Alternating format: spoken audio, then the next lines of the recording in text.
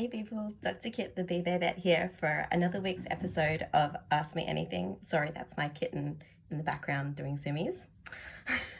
And this week's question is from Jenny Cheney. I'm sorry if I mispronounce your last name. And her question was, I was brought up to believe that a bee can't eat honey from another hive, hence the need to feed them sugar water. True or not? Well, in the world of bees, there are a lot, like a fuckload of myths, and this is one of them. So firstly, most bees don't make honey. It's only the eusocial bees, the honeybees, of course Apis mellifera, the European honeybee, that has one of the widest distributions of any species on the planet. And then there's some other Apis species, Apis cerana, Apis japonica. And then the Meliponini, which is a tribe of eusocial stingless bees. We have 11 described species in Australia. They also make honey, but smaller amounts.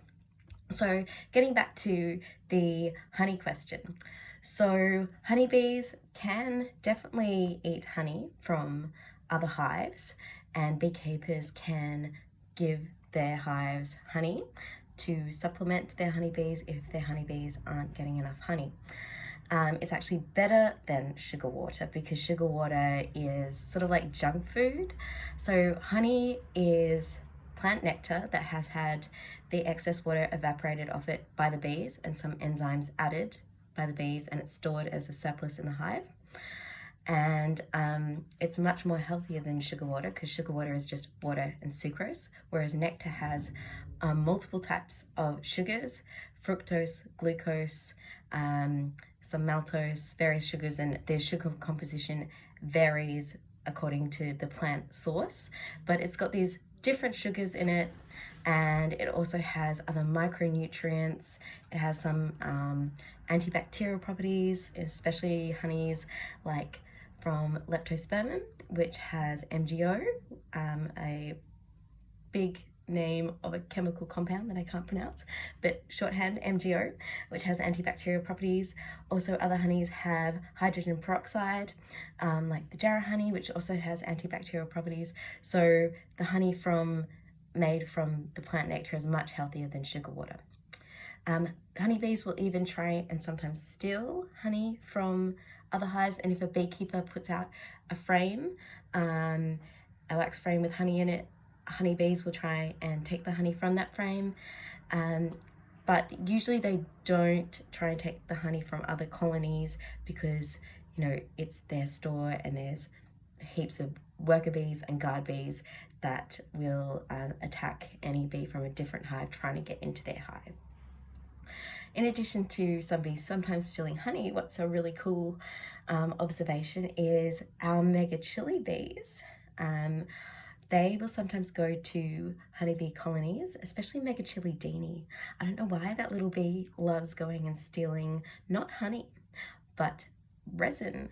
And it takes that and uses it in its own nests, and it uses it not to create a colony because these are solitary bees. It uses it to create partitions between the cells that contain the baby bees in its nest and to seal up its nest. And a really cool observation that I made and published was a Megachili bee. This was Megachili oblonga, not stealing resin, but there were some wax frames, and it went and tried to nest in the wax frames. It wasn't very successful because no progeny, that's this sciencey word for baby bees, emerged. But yeah, there are some interesting interactions between bees. So that's the rather long, convoluted story to your question, Jenny. So yep, it's a myth that bees can't eat honey from another hive. The only concern about feeding honey from other hives is the potential for bacteria and pathogenic fungi to be in the honey and harm the other hive. So that's the concern and why beekeepers might not want to do that. So lots of info. Hope you enjoyed this week's episode of Ask Me Anything. If you have any questions related to bees, DM me on my Instagram at Bee Babette _performer, BEE @BABETTE_performer, and I will answer your questions and upload them to my YouTube channel. Subscribe so you don't miss out on cool bee facts.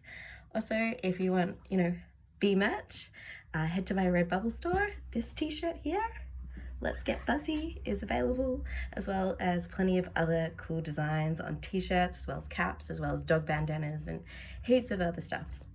All right, thanks people. Till next time.